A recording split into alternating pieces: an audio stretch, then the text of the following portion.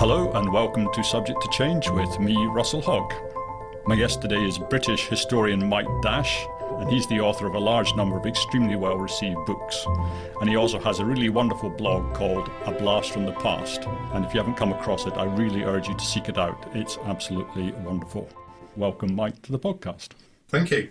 Now, you write about a huge range of subjects in your books and indeed on your blog. So is there any particular area that you focus on, that you have a big interest in? Well, odd as it sounds, I mean, my main areas of interest are whatever is not of interest to other people. I have a sort of almost an allergic reaction to the idea of spending 2 years of my life writing a biography of Napoleon or Henry VIII or Hitler. I would literally die rather than, not literally, but I would almost literally die rather than do any of those three things. What I'm interested in is knowing things that nobody else knows. So I've always been driven since childhood to pursue the most sort of esoteric areas. And when I get into those esoteric areas, I then choose the most esoteric area I can find them amongst, the various options that are available. So the result is that I know a lot of very odd and strange stories. And as you said, a lot of them feature on my blog, and I come across stuff that nobody else is writing about.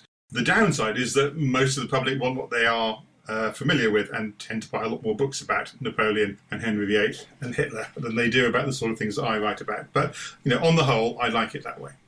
Actually, it's funny you put it like that, because there was another author who was researching a very esoteric subject, which was the wreck of the Batavia.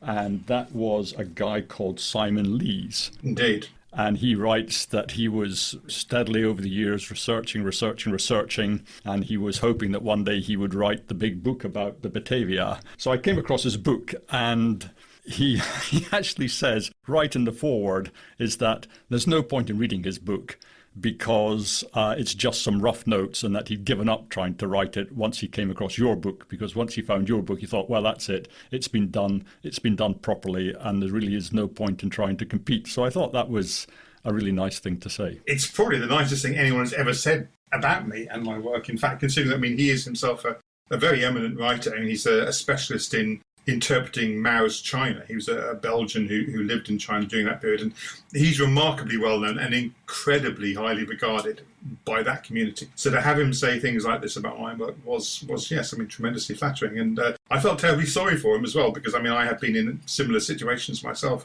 devoting hours, days, years, months, to a topic, and have someone else come out and write about it instead of me or before me. So you scooped poor old Simon Lees on the Batavia. Do you want to just set the scene a little bit about the wreck? Yes. We are talking about a period right at the beginning of the international age of sail, essentially. We're talking about the 1620s. This is a time when the Dutch were the main commercial power in Europe. In fact, Britain had not yet really begun its rise to the sort of commercial preeminence we tend to associate with this country. And the Dutch made their money and became this successful by increasingly monopolising trade on luxury goods from the East Indies, and that essentially means the spice trade. This is at a time when there's very little in the way of ways of livening up your food in Europe, and the importation of spices like nutmeg was the most valuable one. Cinnamon, cloves, pepper was tremendously profitable.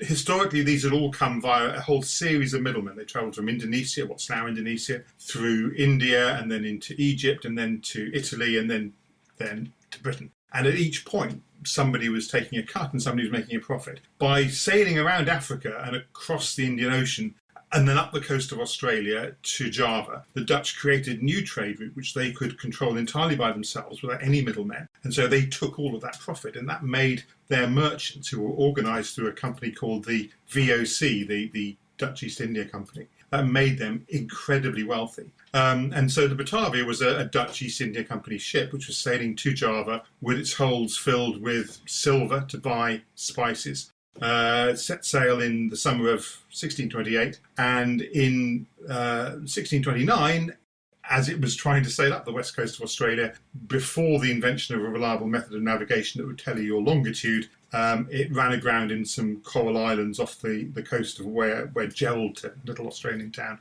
called Geraldton in Western Australia, now is, and was a total wreck. And that's how the story begins. So it's a story that essentially is almost unknown. Certainly by the time I got to it, it was almost unknown. outside the Netherlands and Western Australia. And I only encountered it by pure chance because at that time my job was actually as a magazine publisher. I was the publisher of a magazine called Viz, which some of your older readers will probably remember. Sorry, you were the publisher of Viz? I was the publisher of Viz Comic, indeed. And I was sent to Australia to look at the local edition we had running there. And my boss, John Brown, said to me, I was getting married at the time, he said, I tell you what, why don't you have your honeymoon on the Great Barrier Reef? I'll pay for the plane tickets. You can go to Sydney for a week afterwards. And so we wound up in Sydney at the end of a very pleasant honeymoon. And my wife fell ill and sent me out to the pharmacy to get some medicine for her. And rather fatally for her, there was a bookshop between the hotel and the pharmacy. And being the person I am, I popped into the bookshop just for a moment and I found myself browsing through the shelves of sort of local Australian titles, and I came across this book about the Batavia, and I'd never heard of this story. And I was flicking through this summary of the story thinking, I have literally never heard of a story that is that amazing, that's exciting. And my research into the subject began as a result of that coincidence. I would never have heard of it otherwise, perhaps. It's hard to know exactly where to start this story, so is it worth saying who's on board the ship and how they come to get there? What's the best way into this? I think that is a very good way into the story. And the key point to make about this is that we are talking about a time well before the development of modern medicine and a destination which is in the tropics, and that is fatal for most of the people who are going to be on the ship. If you took sail from the Netherlands to go to the East Indies, your chances of coming back alive were about 1 in 3. Most people died of disease or alcoholism in the East Indies because there's very little to do there when you got there. And so, the Dutch East India Company had a huge problem. The only people it could persuade to man these ships that were vital to its enormous profits were the most desperate, down-and-out criminal dregs of the Amsterdam waterfront. And so the people on board were a very peculiar mix. At the absolute top end, you have one or two sort of gentlemen, fundamentally. The most important one from our point of view is the man who was called the upper merchant. So he's the guy in charge of the financial success of the voyage. He's the guy in charge of making a profit. His name was Francisco Pelsart. And he was a rather unusual character for that time because the Dutch had spent decades fighting Spain for their independence in the latter half of the 16th century and the beginning of the 17th century. In fact, still hadn't formally acquired independence from Spain when this story happened in 1629. And Pelsart came from the Spanish part of the Netherlands, what's now Belgium, and he was a Catholic, which was almost unheard of in the Dutch East India Company. And the way in which he'd acquired the eminence and influence he has is still very murky to us. He had some powerful friends and sponsors, but why they were prepared to let essentially a foreigner who followed the wrong religion have such a responsible role, we still don't really understand. So there was someone like him who was essentially a gentleman, relatively wealthy, relatively well educated. And the majority of the rest of the people on board were the dregs of the waterfront. There's the skipper, his name is Arjen Jacobs, who was a very good practical seaman, but renowned within the Dutch East India Company for his quarrelsome demeanour, the fact that he tended to get drunk, the fact that he tended to seduce or try to seduce the women passengers who he carried on board. All of those were black marks against him. And below him, there was a whole load of, almost equally reprobate sailors and a small crew of soldiers who were being sent out to guard the Dutch East India Company's possessions. And sailors and soldiers on Dutch East India ships never got on very well. And so the soldiers essentially spent the 9 months of the voyage more or less battened down in the orlop deck. There is a reconstruction of the Batavia which exists in a port in the Netherlands today.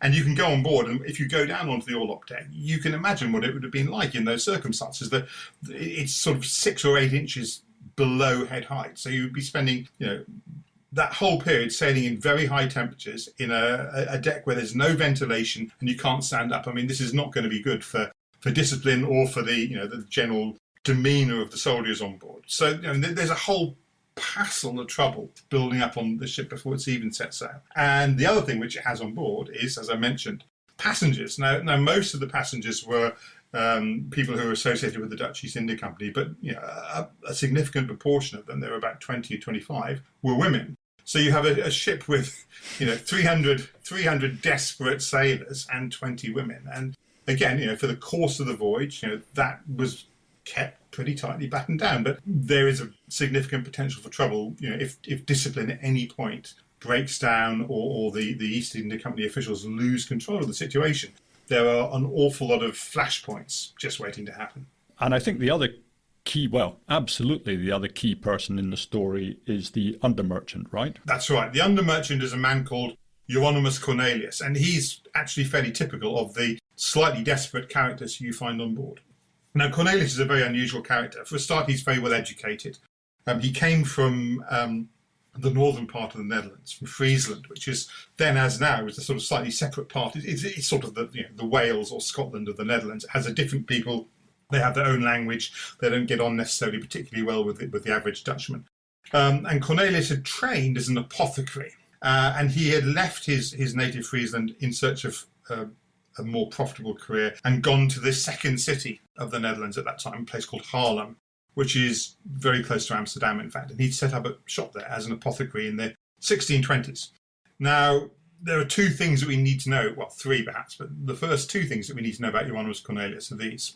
Firstly, he was an outsider in another way in Dutch society because his family background was Anabaptist. Now, this is at a period where the vast majority of Dutch people are Calvinists, and the Anabaptists, although they are a Protestant group, were regarded with a considerable amount of suspicion by the Calvinist majority in the Netherlands. And the reason for that was that although today we associate Anabaptism with the Amish, the most peaceable people you can possibly imagine, in the period we're talking about, the Anabaptists had actually only very recently emerged from a period of being revolutionary millenarians who had wreaked a trail of havoc across much of northern Europe in the 16th century, and at their peak they captured a town called Munster on the Dutch border with the Holy Roman Empire, Germany, and held it against all comers for about a year against a furious siege, during which conditions inside the town were rather remarkable. I mean, a sort of proto-communist regime was put in place. There was sort of sharing of all resources, including the women. And the entirety of the purpose was to build a sort of a new Jerusalem, as they termed it, which would in turn prompt Christ to return for the second coming and the end of the world, ultimately. There is some reason to think that Cornelius may have had associations with that brand of Anabaptism, and certainly some of the things he put in place on this desert island that the ship ended up stranded on have very distinct echoes of that. So he was a remarkable but perhaps a rather dangerous figure.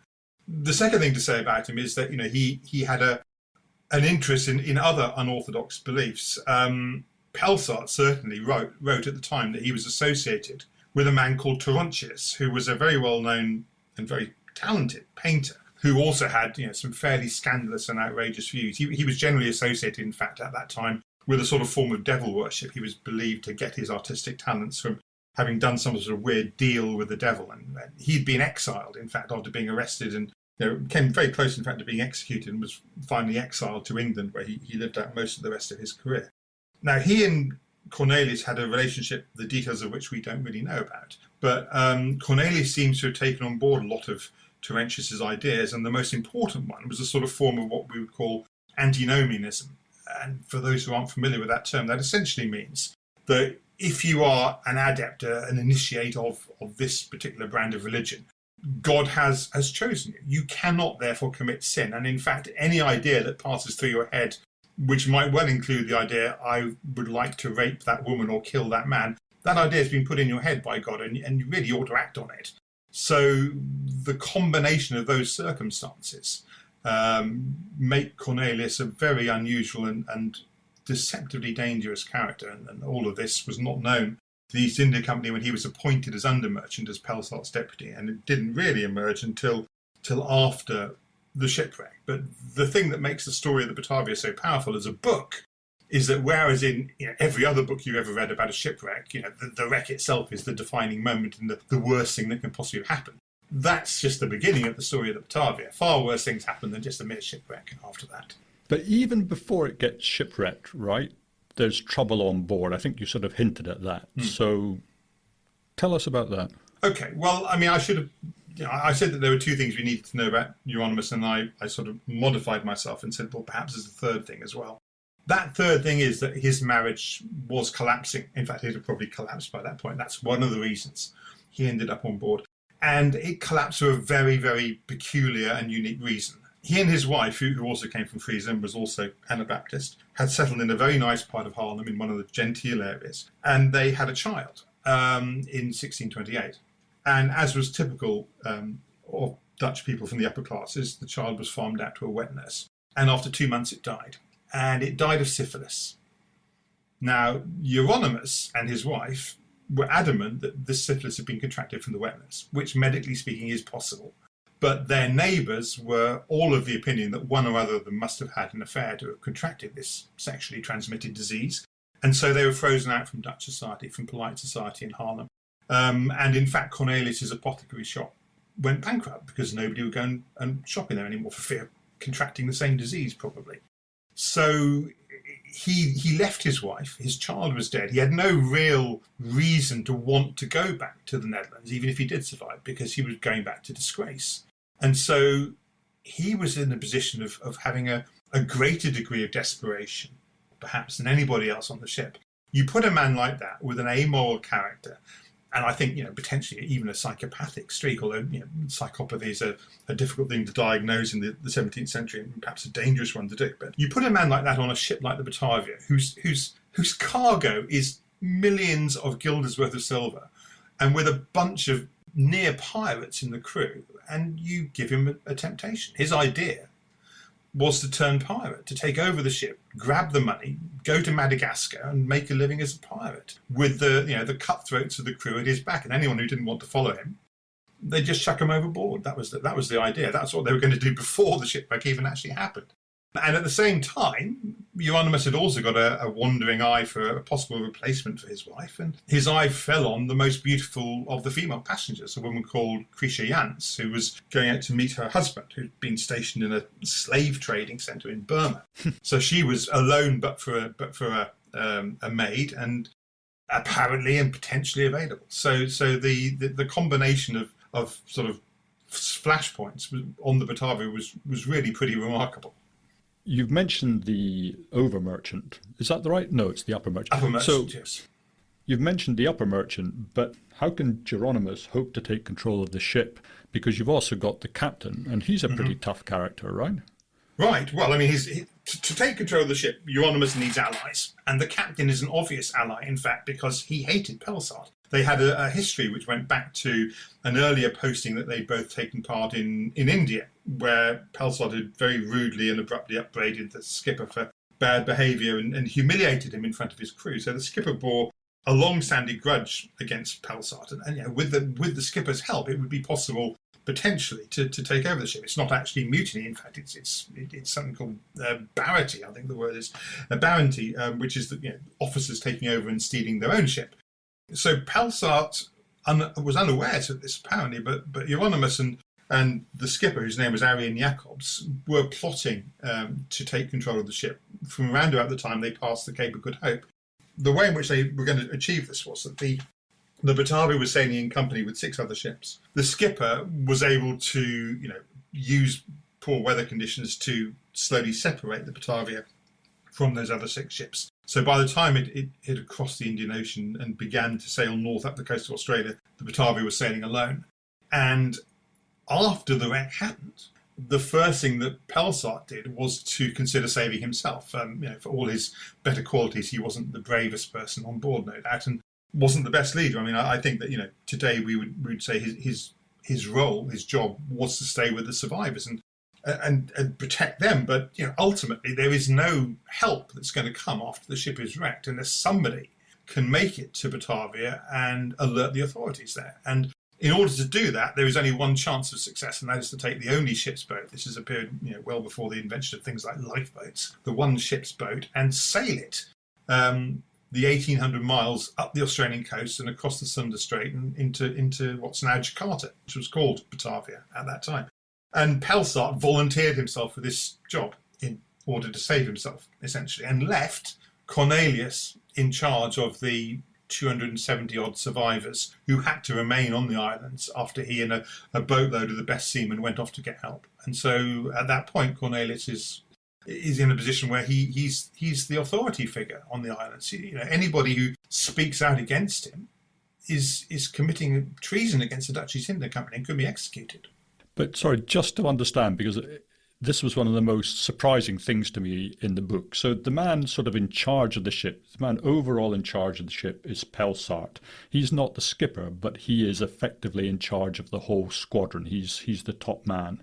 So he and the skipper both get in this longboat and scamper away at top speed, pretty much without telling anyone that they're going. Yes, well, I think if they told anyone they're going, there would have been a stampede to join them, obviously, because, I mean, you're on an archipelago of desert islands. I mean, they're called the Abrolhos Islands, and they are desolate. I mean, there's no trees, there's no water. There's a small number of sort of sea lions and a few whatever birds you can catch, but ultimately, not nearly enough resources to keep the 270 survivors of the actual wreck alive. And so it seems pretty clear to anybody that it's going to take weeks to get rescued if the boat can make it. It's a small longboat sailing across an open ocean. The chance of it surviving that voyage at all are low, in which case the people left on the island are going to die very slowly of starvation or thirst. And so, yes, absolutely, Pelsart and Jacobs made off without telling anyone where they were going, because they would have been stopped, and left Cornelius in charge by default as the sort of the senior man left on the scene. Tell us a bit about the first stage. So things gone crashing into this reef close to these islands. The ship doesn't sink straight away. I mean, it's sort of jammed there, breaking up over a period of time. Yes. And the captain, within 2 or 3 days, and the over merchant, they've headed off in the longboat. Is everybody now on the islands, or it seemed like a complete mess? It is. I mean, it's a classic example of what happens when discipline breaks down. Not everybody was on the island. So, I mean, I said they found themselves in this archipelago. The nearest island to the place where the ship went down was a place that they called Batavia's graveyard, because it was the graveyard of the ship. And it's about the size of 2 football pitches, completely flat, minimal vegetation, as I say, no source of water whatsoever. The survivors were able to use the ship's boat to take some supplies off the ship while it was sinking. So they had a small amount of drinking water and a small amount of cask meat, but again, not enough to sustain them all for weeks and weeks on the island.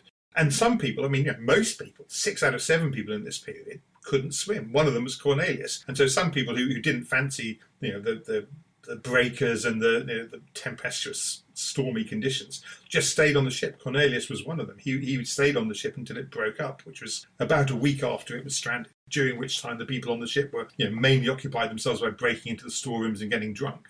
And when the ship broke up, he drifted ashore clutching the bowsprit. I mean, he was the last man, in fact, to make it onto the island, and the last man you would have wanted to make it onto the island, as things turned out. But he doesn't take charge straight away, because they do a very Dutch VOC thing and set up a council, right? That's right. I mean, yes. So the key officers formed a council. I mean, Euronymous was the man in charge of the council after he landed. He took control of it, at least. But there was, a couple of other senior officers from the ship's crew, and there was a predicant, a minister on board, who was heading out to Batavia to minister to the souls of the Calvinists there. He was on the council as well. So there were 5 or 6 people. And what Cornelius had to do as a first step, I think, was to think of ways of potentially, sort of improving his position. So I suppose the next thing to do is to describe what was his position. He was in a very bad position at this point. I mean, the ship had gone, the money had gone.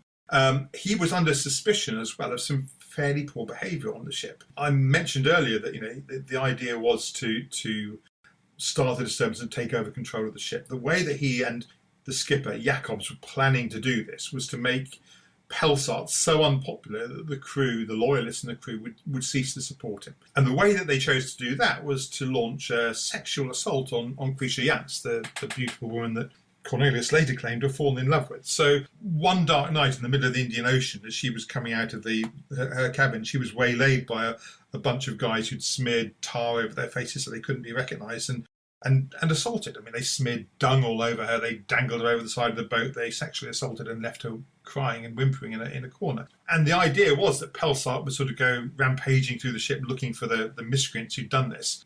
Unfortunately for Cornelius and Jacobs, Pelsart was too smart for that. he realised, I think, that if he did that, he could potentially lose control of the ship in the middle of nowhere, in the middle of the Indian Ocean, roughly over where MH370 is probably now lying at this very moment. In fact, it's that remote.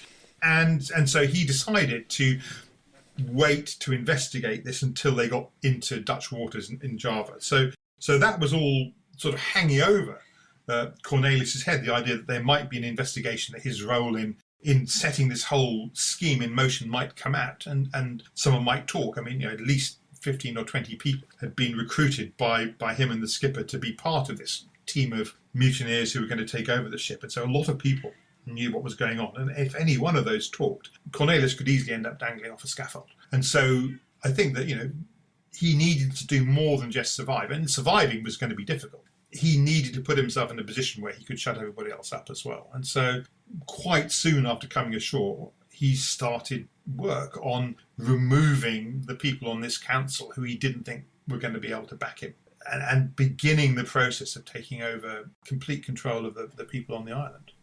And what's his long-term plan? Because he can take control, but then what? He's still stuck there, and if people come back, he's still back to where he was, right? Well, I think it's hard to know. I mean, he was interrogated ultimately, but we don't really know much about his mindset at this point. We have a lot of speculation, which comes mostly from Pelsart, who's not the most reliable of witnesses. He has his own dark secrets to hide, not least the fact that he'd done a runner, leaving hundreds of people to probably die under this, this new regime in the islands. So the resources we have are not fantastically helpful. But it seems that Cornelius had two things on his mind. I mean, number one, the rescue ship sinks. There is no rescue. In that case, I'm going to enjoy what's left of my life as best I can. And that means safeguarding the supplies. And that means getting rid of as many of the people who are eating those supplies and drinking that water as you can. The second thing is to say that, if the rescue succeeds, we'll put Plan A back into action. We'll take over the rescue ship. We'll surprise the people who've come to rescue us, kill them, and we'll take the rescue ship and turn pirate with that. So there's a Plan A and a Plan B, but both of them involve killing large numbers of people. So he manages to what? He manages to dissolve the council, I think, or put his own men on? I wasn't quite sure what had happened. Yes, he put his own men on. I mean, he had this crew of mutineers, and he's the man who's in charge, and he can say, I'm doing this for the company's good. We need more stronger men, more decisive men. This preacher guy is useless. He can't make his mind up for anything. Go off and just pray in a corner, minister. It's those sorts of things that he's saying. And he slowly, over a period of several days, he didn't do it all at once, sort of instituted his own followers onto the council. I mean, it wasn't formally dissolved, but it just became a sort of, tick box operation. And, it's important to stress here that, he and his men, the people who are following him, the people who are going to be mutineers, they are in the significant minority. There's 20 of them. There's 210 other people, some of whom are fairly well trained soldiers. So the next step he has to do is, he has to be subtle about this. He can't just simply declare himself king of the island, even with the full authority of the VOC behind him, and then start killing people without expecting that there's going to be some sort of pushback against that, so that people are going to be desperate enough to take him on. So he did two things. The first thing was he started very, very slowly and very, very subtly to remove some of the sort of stronger, more obvious threats that faced him. And they did this in a variety of sort of semi-subtle ways. They would do things like they'd pick the 5 mutineers would go up to one of these guys and say, do you want to come fishing with us? And they'd head off over the horizon in a raft they built out of the wreckage that had washed ashore. And when they were safely out of sight, they'd just jump on this guy and chuck him overboard and he'd drown. And they'd come back and say, there's been a terrible accident.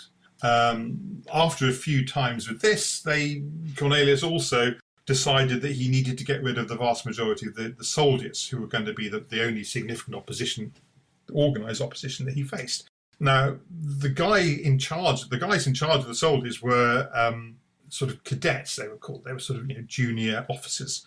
At least a couple of them had thrown in their lot with Cornelius, in fact. But there was also a tough sort of private soldier, a man called Weber Hayes, who seems to have had a certain amount of authority amongst the soldiers just because he was, the most intelligent, the most skilled soldier, whatever.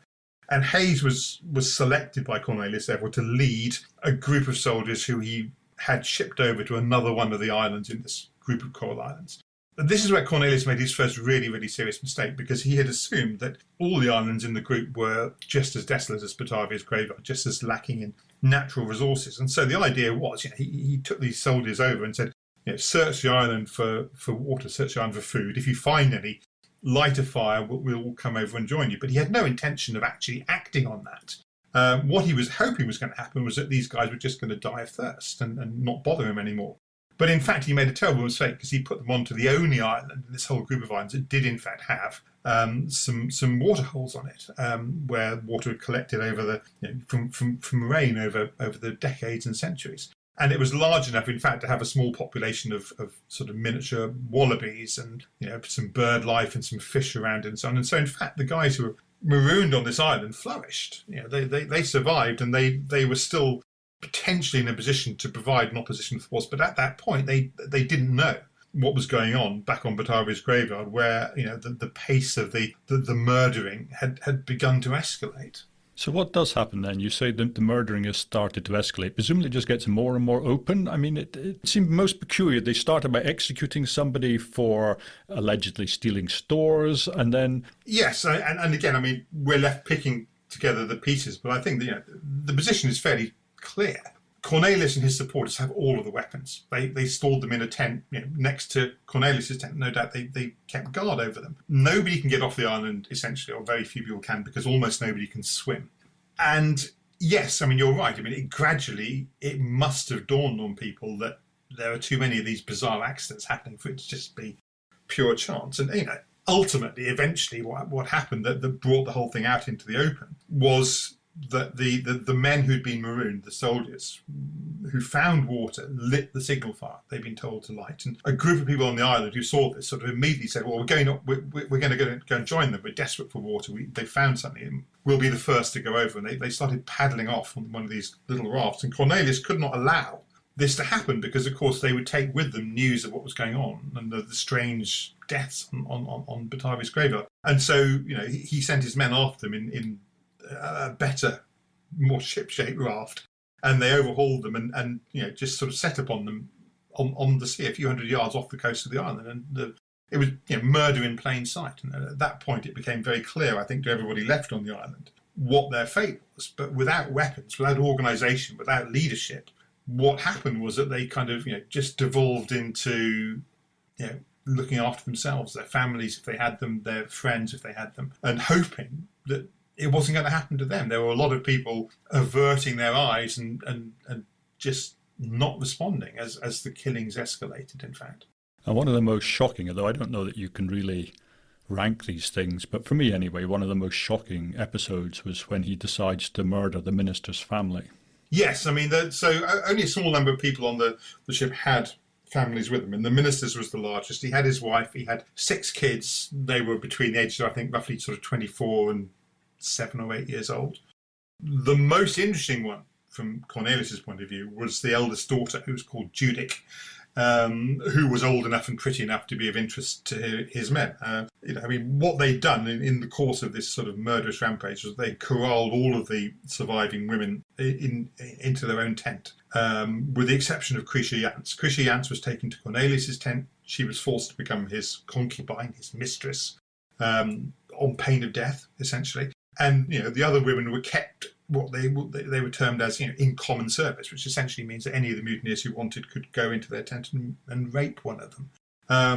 Judic was pretty enough to have attracted the attention of one of Cornelius's chief lieutenants, who was a cadet, one of the soldiers, a man called Conrad van Huysen. And so she and her father were invited to dinner in Cornelius's tent to get them out of the way and to save Judic's life. And Cornelius then sent his men into the minister's tent, where they murdered everybody else. So that's the wife and 5 children were all beaten to death or stabbed to death in a tent in the middle of the evening. And yeah, it was a horrific massacre. It was a horrible thing to have to write, really. I mean, the stories that were told afterwards, were horribly detailed. The youngest son sort of dodges the first attempt to smash his brains out with an axe, ducks between one of the mutineers' legs, nearly makes it out of the tent. Somebody else turns around and sort of, hits him from behind, and he's brought down dead. I mean, it's things like that. It's truly horrible to read, and obviously truly horrible to think about. And the psychology of the survivors is very hard to sort of get your head around. How does the minister carry on speaking to Cornelius after that? He's again, I mean, who knows? I mean, it would be wrong of me to say that I can put myself in the mindset of a 17th century Calvinist, for one thing. But obviously, I mean, as a, thinking not so much as a religious man, but as a family man, he still has his surviving daughter to try to protect. So he has to survive and he has to maintain some sort of relationship with these people in the hope that he can influence them not to kill her, or at least treat her better than the women who are being treated as common women in the group 10 are being treated. And so he married her. He married her to Conrad von Huyssen to protect her from the worst fate that would have otherwise awaited her, which is a real Sophie's choice, isn't it? So how many are murdered on Batavia's graveyard? Do we know? Well, I tried to make up a spreadsheet. I mean, there's no sort of official tally, but I said that about 320 people were on board the ship. About 40 of them died in the record, from drowning afterwards. 40 of them went off on this very, very overcrowded longboat. And so, that left about, 220, 230 people on the island. And 110 to 115 of those were murdered, and another 20 or so died of illness or lack of food or water. So, that's a death rate, to put it in some sort of context, which is higher than the death rate on the Titanic as a proportion of the total number of people on board. The number who actually survive to finally make it to Batavia is about 70 people. Christ. And then Cornelius realizes he has a problem because these blasted soldiers are, as you say, flourishing away on their island. And if the rescue ship comes back and they're still there, they are going to tell... Well, do the people on the island know what's been happening? I guess they must by now. Yeah, I mean, they found out. They found out eventually because, eventually people were desperate enough to try desperate measures and, went off. Even if they couldn't swim, they could get a bit of wood and sort of doggy paddle supporting themselves. And this other island was about 2 miles away, but part of it was shallow enough to wade through. So it wasn't impossible. And eventually 2 or 3 people did manage to make their escape that way. And so the soldiers on the island found out what was happening. And, and then they took steps to protect themselves. They built, in fact, 2 tiny forts out of the coral rubble on the island, which are, hold the distinction of being the first dwelling places built on Australia by European people, and they're still there. I've been to see them. It's quite. I mean, one of the bizarre things about these islands are that they are so remote and so desolate that, effectively, unlike everywhere else I've ever written a book about, you can go there and kind of feel like what it was like in 1629. It hasn't changed. In fact, the Australian government has done work recently to restore Batavia's graveyard. I mean, they tore down a few fishermen's huts that had been put up on it and put sort of eyesores, and they've restored it very much the state it was in back then. So yes, I mean, Weber Hayes and his men knew what was happening. I mean, this is where history gets in the way of a good story. I mean, the story, as you probably gathered already, is good enough to excite people, and I've had numerous approaches over the years from people who want to make it into a film. But this is the point where they say, well, we're going to have to do something about this. In a Hollywood movie, Weber Hayes and his men would have mounted a rescue attempt. They would have gone to save the women. They would have gone to save the children. They were too good a soldiers to do that and put themselves obviously at a massive disadvantage from guys who are, what are they armed with?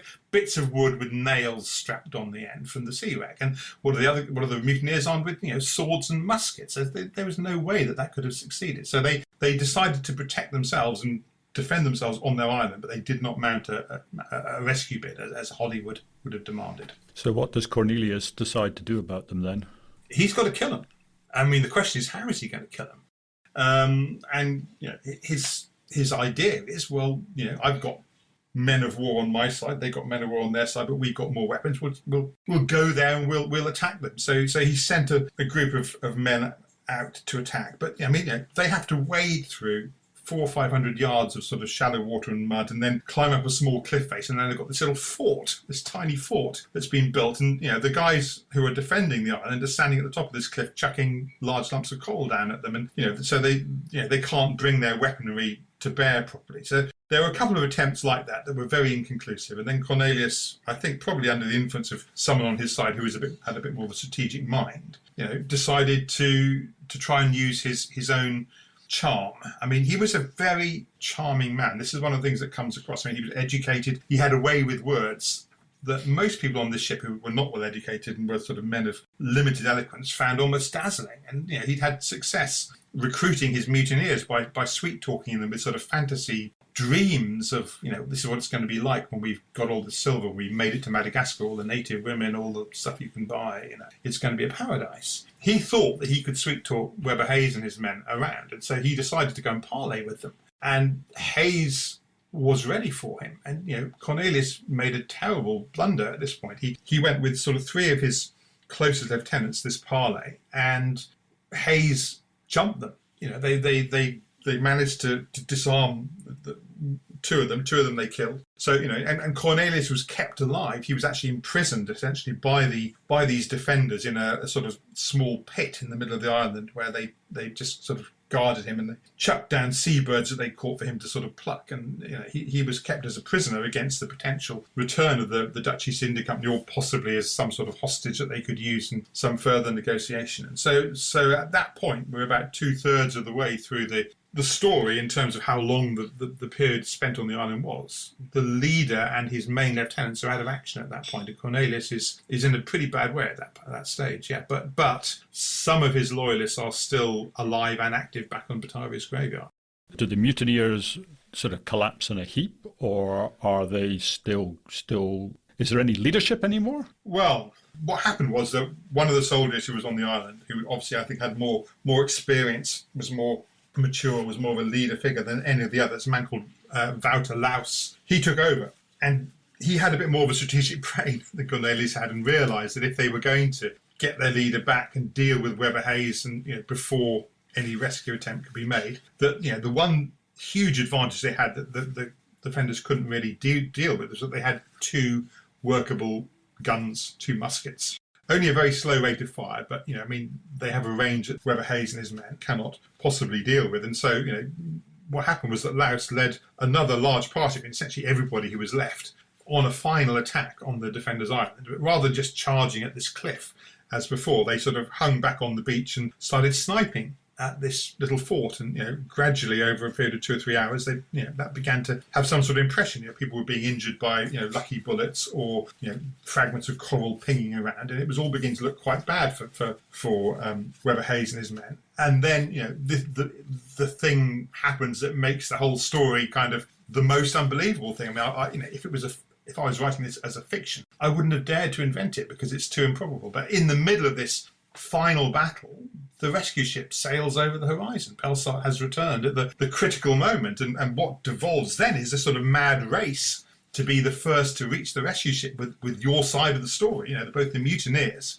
and the defenders are engaged in this race to get to the rescue ship. And obviously, if the mutineers had made it first, they would have tried to put their plan B into effect and just sort of pretended to be ordinary survivors, get on board, suddenly turn on everyone, kill them all, and take the ship. But what happened was that Weber Hayes and his men got there first and were able to blurt out what had actually happened. And when the mutineers pulled alongside in their little raft, there were a large number of guns trained on them, and they were all captured and arrested. And Pelsart then had to instigate a sort of court of inquiry into what had gone on the islands.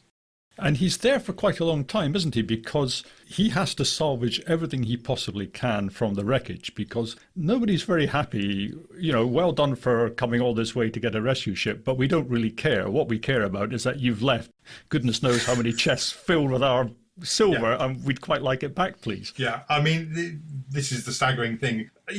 In the 21st century, no matter how rapacious the company was, they would have a PR team who would at least make it seem like their main aim was to rescue the actual survivors. But the VOC, which was a notoriously hard-headed, rapacious company, did, as you say, care largely about the salvage. And so, yes, I mean, although Pelsart, they didn't send him back thinking there'd been a mutiny. They sent him back saying, "We'll rescue anybody who has happened to survive."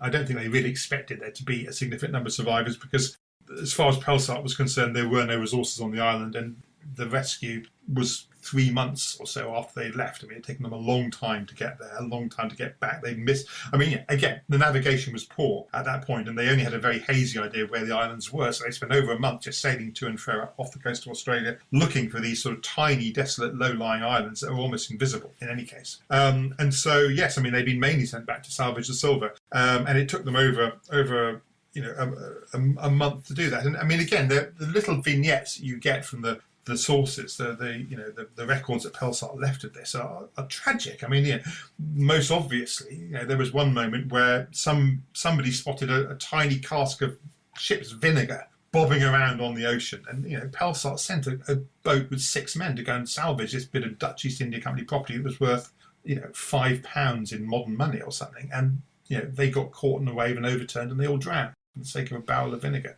That's the VOC for you. Yeah, and the VOC wouldn't do anything differently if they had their chance again, is what you suspect. Exactly.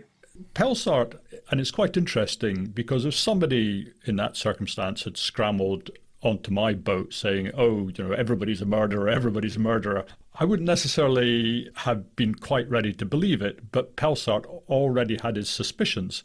I would have thought that the skipper by this time would have tipped Pelsart overboard on their way north to Batavia, because the skipper must know that his part in the mutiny or the proposed mutiny might well come out, right? Yeah. I mean, I'm a historian. I'm a properly trained historian. I'm an academically trained historian, but I write narrative books, and this is where I have to worry about it, because narrative is a terrible medium for doing good history. But yes, you're completely right. You wonder what was going through Aaron Jacobs' mind. He's on a longboat with 48 people, at least some of whom are probably mutineers. And he knows that if Pelsart gets to Batavia, that he's probably in big trouble. And in fact, he was in big trouble, because when they did get to Batavia, Jacobs was arrested, thrown into a dungeon, held there in horrible conditions for a couple of years, and then he just sort of vanishes from the record, almost certainly because he's died of fever. And we have literally no idea why he didn't do this. Is he just sort of so starving and demoralised that he's just,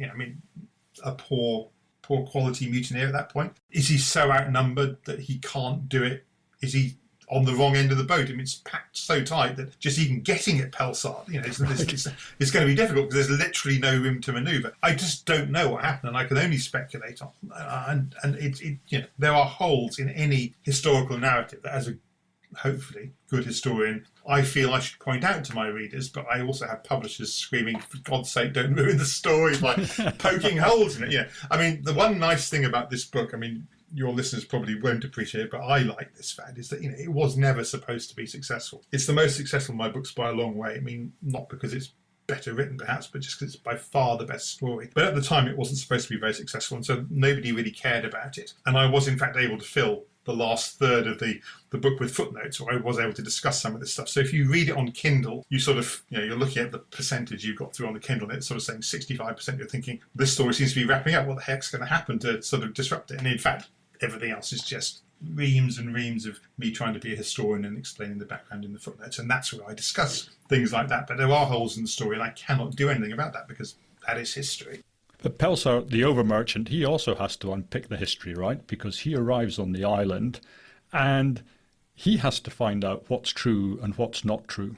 Yes, and again, I mean, as a historian, I have to be a bit suspicious about this, because Pelsart, of all the people on the island, has a very good reason for wanting to create a certain sort of narrative where Cornelius is the dyed-in-the-wool villain, and everything is his fault, and nothing is Pelsart's fault, and nobody could have done more than Pelsart did. And somewhere in that morass, there's obviously a greater truth than the interrogation documents that Pelsart left behind us. I mean, for one thing, we know, in fact, that at one point when Cornelius was being held prisoner by the rescue team, waiting to be tried, he actually wrote some letters to friends of his back in the Netherlands and gave them to someone, sort of saying, would try to persuade him with his silver tongue again, I guess, when you get back, to post them for me. I mean, we don't know what those letters said. I would give almost anything to read Cornelius' side of the story, not because I believe it would be true, but it would give me some sort of balance that would allow me a better but all we really have is Pelsart's version, which is that, that Cornelius is a dyed-in-the-wool villain. Now, Yeah, I mean, that's not entirely true. We do have some other stuff. I mean, the predicant wrote a letter home which tells substantially the same story. And there are two pamphlets written by people who survived and got back to Batavia. We don't know who they were, we can guess, which again sort of relate the same story. So, as a historian, I feel reasonably confident in saying that, yes, Cornelius was the villain. Yes, most of what Pelsart alleged about him was true. I'm sure that there are some shadings that are possible. Exactly what the role of Krisha Yance was in all this is the most interesting one, because in fact, I mean, I only found this out after the book was published, in fact, but when she got back to Batavia, this woman was arrested. She had lived with Cornelius in his tent for the 2 months that they'd been on this island, and she had, although he had clumsily attempted to seduce her and then more or less forced her to sleep with him, she had been very well treated compared to all of the other women who'd been repeatedly raped. And somebody denounced her when she got back onto to Batavia as one of them, as being in league ultimately with the mutineers. And she was arrested and interrogated for some time in Batavia and then released. Now, again, I mean, I don't know what that means, whether it means that they suspected her but couldn't find evidence, or whether she persuaded them it wasn't true. Again, as the historian, you want to say this is peculiar and we would like to know more, and ultimately we can know more. As a storyteller, she's the heroine. You kind of got to assume that she's innocent. But it would make a better film, perhaps, if she actually had a sort of grey side to her. I mean, who would blame her in those circumstances, not knowing there's going to be a rescue ship, that if she at some point, taking Cornelius' side against some of the other survivors just for her own benefit. I mean, that would just be human nature. But we don't know. And Pelsart was very anxious to paint her as a sort of outraged virgin, essentially. It is interesting how central she is to the whole story, because the assault on her is sort of how they're going to kick off the whole mutiny, and there's a sort of weird resentment against her or lust for her. She's a very important character. And then, as you say, once she's on the island, in your book it's made quite clear that the story that comes back is that she resists to the bitter end. Which is Pelsart's story. It might be hers as well. But again, I mean, human nature says, well, how much resistance could you sensibly put up? Yeah. Against a man with sort of, all the guns, all the weapons, 20 nasty mutineers who are far worse than him at their back, and no hope of rescue. I mean, the idea that you sort of maintain your virtue for 18 days in those circumstances, I find that a bit implausible. But that's the story. They then managed to get a confession out of Geronimus. How do they manage to do that? Because you would have thought he would keep his mouth shut. He would have been well advised to. I mean, the Dutch legal system at that time was, very specific about this. You could use torture. But they realised that torture was an unreliable way of getting evidence. And so the rule was you can torture people, you can get a confession out of them. But for that confession to be used in a court of law, even a sort of VOC one being held on a desert island, they have to confirm it of free will afterwards. In other words, when they're not being tortured, they've got to confirm that the story is accurate. So what actually happened was that Cornelius was tortured. It was a sort of form of waterboarding, effectively, and confessed to all sorts of things. And then as soon as he was taken off this sort of rack where he was being waterboarded, he just sort of say, no, I only said that because I was being tortured. So they torture him again. And this is the terrible fate, that ultimately the only way you can stop from being tortured is to confirm it by free will, which eventually he did. Now, whether that was because it was true or because he just didn't want to be tortured anymore is, of course, completely unknowable. And again, what we know about torture and human nature says it might well be that he's confessing to all sorts of things that he didn't do, or that Pelsart wants to put certain words in his mouth and he's just saying yes. And all I can say, again, back to that, is that, those three other sources we got, the predicant's letter, the two pamphlets, do all paint him as the villain. They do all say that he was responsible for the deaths. I mean, the thing we haven't mentioned actually about Cornelius, in a sense, is the creepiest thing of all about him, is that all of this was done through persuasion. He did not kill a single person himself. The only person he even tried to kill was a tiny baby who was screaming in the middle of the night, disturbed his sleep. And a very strange thing. Cornelius was, as I said at the beginning of this discussion, he was an apothecary, a druggist, a pharmacist. He tried to kill this baby by concocting a sort of potion that would knock it out and kill it. And it wasn't strong enough, and the baby survived. And so at that point, rather than kill it himself, he sent one of these sort of people he wasn't quite sure about their loyalty, somebody who had been on the other side and come over for the mutineers to save his own life. This poor kid was sent to strangle the baby. Cornelius did not, in fact, kill, therefore, a single person himself, but he was responsible for somewhere between 110 and 120 murders. And that is fairly creepy, I find. But In any case, his confession implicated everybody else, admitted that he had been planning all this stuff that I was telling you about earlier, the takeover of the ship, the turning pirate, the plan to capture the rescue ship and so on. And so at that point, Pelsart was able to pronounce a death sentence on him and the other mutineers as well. So what do they do? Do they hang him? Yes, eventually. I mean, this is the interesting thing. I mean, I think Pelsart was very caught in two minds here. I mean, pretty clearly, although he's the senior man on the spot, Cornelius is responsible for a very high crime. It's not, and again, from the VOC's point of view, that high crime is not the murder of 110 people. That high crime is attempting to make off with a VOC ship and a large portion of silver. The VOC would dearly like to get their hands on him themselves. Pelsart cannot allow that. I mean, again, the story that he says in his report is Cornelius he's too persuasive. I cannot risk putting a man with that sort of silver tongue on board this small ship for 2 months as we sail back to the East Indies. That might be true, but more obviously, he can't afford to let Cornelius get back and give another version of the story. He can't afford to let somebody else torture Cornelius and put other ideas into his mouth. Cornelius has got to die on this island, and they did it by amputating his hands. There's a contemporary woodcut that shows this being done with a sort of hammer and chisel, and then stringing him up. And so, whether he dies of sort of loss of blood or strangulation or a combination of the two is a little bit uncertain. But he was hanged on one of these islands along with several of his worst compatriots, and Pelsart settled for bringing back some very second division mutineers to Batavia so that the East India Company would at least be able to try and execute somebody. And rather bizarrely, he lets 2 of them go. Well, in a sense, I mean, yes, that's putting it slightly kindly. Yes, and it's a strange choice of which two as well. Wouter Laus, so the guy who takes over after Cornelius is captured, is one of them. The other one is a boy, Jan Pelgrim de Bay, who was one of the cabin boys on the ship, and he had gone almost literally mad with power. I mean, he was a small, he was like 17, 16 years old and a weakling. And it seems, and again, I mean, this is Pelsart's version of the story, that he wanted nothing more than to join the ranks of the mutineers properly by murdering people. And he would apparently go rampaging around the island, sort of screaming out, who wants to be stabbed to death? I want to kill you. Come, let me stab you. Anyway, so Wouter Laus and this sort of deranged cabin boy were marooned on the coast of Australia, on what's now Western Australia. The idea is, this is the VOC again. I mean, they're out for trade. Australia, the west coast of Australia, is one of the most desolate coasts in the world. I mean, there are hundreds of miles of nothing but sort of 400-foot cliffs and just desert on the other side of it. So nobody had really explored this land, but they knew that there were Aboriginal peoples on it because they could see their fires.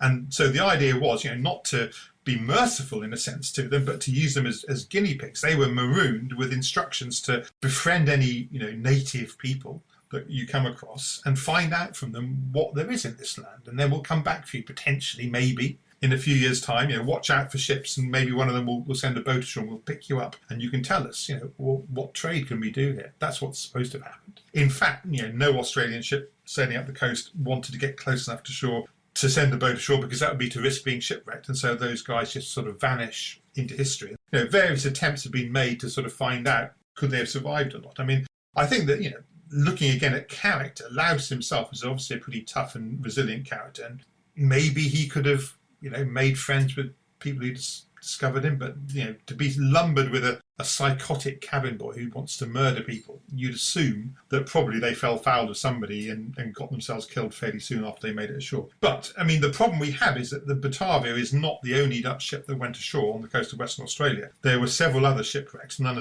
quite as catastrophic as this. At least 3 other ships went aground, and at least, just from accounts of survivors who did eventually make it home, we know that at least a couple of hundred people were last seen alive on the coast of Australia. So, work has been done on sort of, the genetics, and there were all sorts of stories, in fact, going around in Australia when the British started to settle the west coast in the 1820s about sort of tribes of lighter-skinned Aboriginal people to the north, which might possibly suggest that some Dutch people did survive long enough to marry into the indigenous peoples and yeah, I mean, it's not at all impossible. But whether those two were Laus and Pelgrim de Bay, we can never say, because there are only 2 out of 200 people who could have potentially survived. It's a puzzle, but we don't know what happened to them ultimately.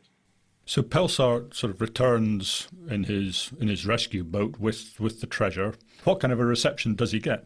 He is not the hero of the hour. I mean, so he's made it back. He has managed to salvage, I think, 10 out of the 12 chests of silver. But obviously, he's also responsible for the death of everyone who's been killed by Cornelius to a certain extent. And he's proven himself to be a very unreliable character. You wouldn't want to put him in charge of another trading voyage, that's for sure. So, they didn't really know what to do with him. I mean, it was, again, the VOC were in quite a difficult position because, to punish Pelsart was also to admit that they picked the wrong guy to be in charge of the voyage, and they probably didn't want to do that. So he was sort of, packed around a few sort of minor appointments in Batavia, and, he dies of fever like everybody else in the East Indies does, as in fact does the predicant eventually. Of the main characters in the book, I think, only one, probably two, get home. The first is Judith, the predicant's daughter. She made it back to Batavia. She was then married off to another Calvinist minister and taken to Taiwan, where the Dutch had a base, and her husband then died again. So she was, at the age of 20, she was twice widowed and had been through this whole sort of, shipwreck, rape, murder scenario. And so she went home, and she survived long enough to make a will. I mean, again, there's no newspapers or anything useful in those days that would print interesting stories of interviews with her or anything that I would really dearly like to read. We just have her will sort of saying, I'm leaving it all to my nephews. So we know that she doesn't seem to have married again and had children. And the other person who probably made it back alive was Krisha Jans. I mean, again, all we can say is that a woman of about the right age with exactly that name did in fact die in Amsterdam at the age of 79, which was an incredible achievement if that was the same Krisha Jans. Because, at the time of the Batavia, she was, mid-20s. So she potentially did get home and did survive for a long time. She married, certainly we know this in Batavia, she married very beneath herself. She married a sergeant who'd been involved with the whole Batavia contingent. And so I think that, in my sort of pitiful attempt to understand the psychology of someone who I don't fundamentally understand, I did wonder to what extent the fact that he knew her from before in Holland and wasn't judging her for everything that happened to her in the East Indies might have played some decision on that. But she married a guy who was just an army sergeant, and she was a gentlewoman, so that was a very peculiar thing to do. And they went home, I think that she survived his death and lived into the 1680s, 1670s, which but I can't be certain because it's just a woman with the right name. And the other lowly person who comes out of the only person who comes out of it really well is Hayes, the private who is sort of in charge of the soldiers on the other island. So what happens to him? Well, I mean, again, this is what happens to him is sort of marginally good news. I mean, today he would have been an international hero. He would have been on every talk show. He would have, he would have gone home and made money from endorsements or something. But in 1629, he got a promotion to be a junior officer, which was, fairly good promotion for someone who started off the story as a private soldier. And he was packed off to man one of the garrisons in the East Indies. And again, that's the last we hear from him. He almost certainly didn't make it home. Certainly nobody in his hometown reported that he did so. And so probably, unfortunately, he died of fever like everybody else in the East Indies did and never really benefited. He got a tiny, sort of 2 months salary bonus and his military promotion. And that was it, which is, again, poor recompense, because without him, not only would probably everybody have died, not only potentially would Cornelius have succeeded in his plan, and we would never have found out because the rescue ship would have just vanished as well, probably. So, Hayes deserves a lot more credit than he got from the Dutch East India Company. But again, that's history. We would like it to be a better ending for him, but he doesn't really get anything more than this sort of question mark.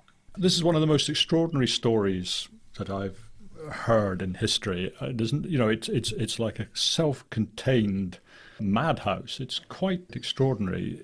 Does it just sit on its own? Is there any wider lesson here, or is it just its own thing? As a historian, I have to say, be careful about drawing lessons from this. It is the strangest and most amazing story. Because it's a story. History doesn't normally work like this. It doesn't normally have beginnings and middles and endings and heroes and villains. And even though I've said there are a few question marks, ultimately, it has a sort of novelistic element to it, which is what my publishers are always looking for. And the problem I've had with every other book I've ever written is that there is, because it's history, it doesn't work as a novel's plot would, and there are either sort of giant gaps or things don't turn out in the most exciting possible way or whatever. I wrote a book about the origins of the American mafia, for example, which worked very well as a story right up to the point where the first boss goes to prison for 10 years and then sort of nothing happens for 10 years, and then you've got to restart the story when he gets out again. I mean, it's terrible from the narrative point of view, So the Batavia is a standalone. I mean, there's another author out there called Joan Druitt who came across a similarly good story, which again, I confess I'd never heard of, which has some echoes of Batavia. She wrote a book about 2 shipwrecks on a tiny island south of New Zealand. I can't remember the name of it. It's the Chatham Islands, I think, possibly. But anyway, I mean, by some bizarre coincidence, 2 ships went aground on this island at more or less the same time, but it's very mountainous and sort of 15 miles long. So yeah, I mean, this is her problem as an author.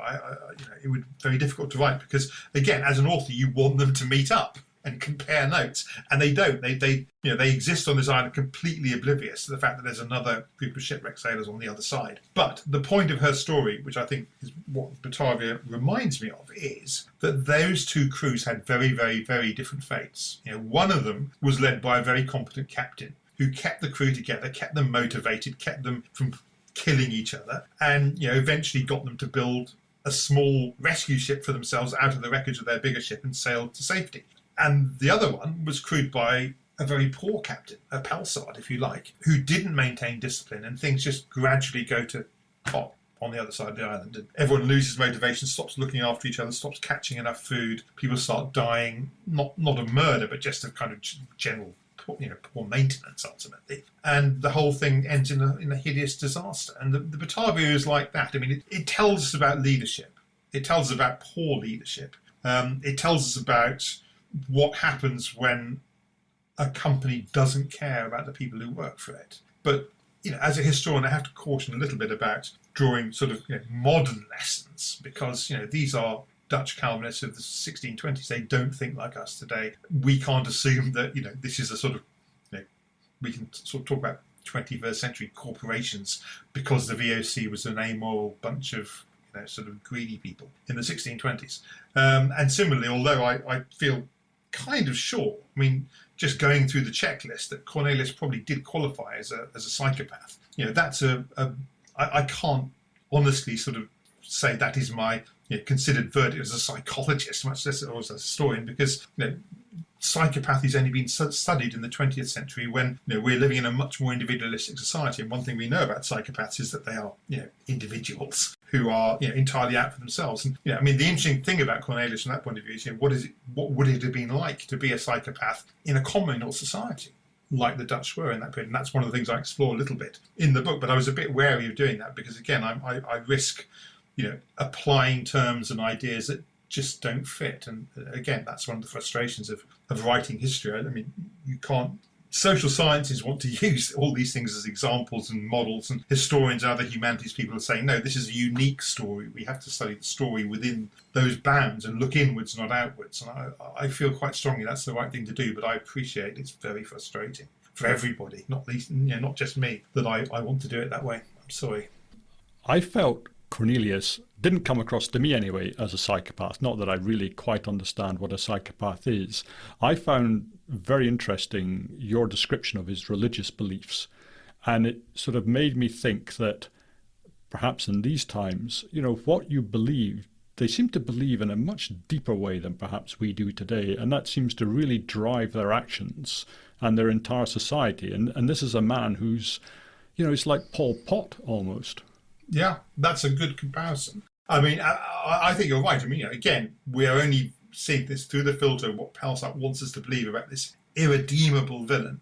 But if most of what he says is broadly true, then you're right. I mean, ultimately, Cornelius did not see himself as a villain. He saw himself as a hero, as the hero in his own story, obviously, but as somebody who was taking rational decisions. I mean, the most rational decisions in the sense that, yes, I mean, if you are in that situation, we as sort of modern, compassionate, communal people would try and keep everyone alive, even if that meant that everyone died. In a sense, what Cornelius is doing is the opposite, to say, no, we're not in a situation where everyone can survive. The rational thing is to conserve the food and water by killing the weak, the people who don't deserve to survive, essentially. And, we would condemn that.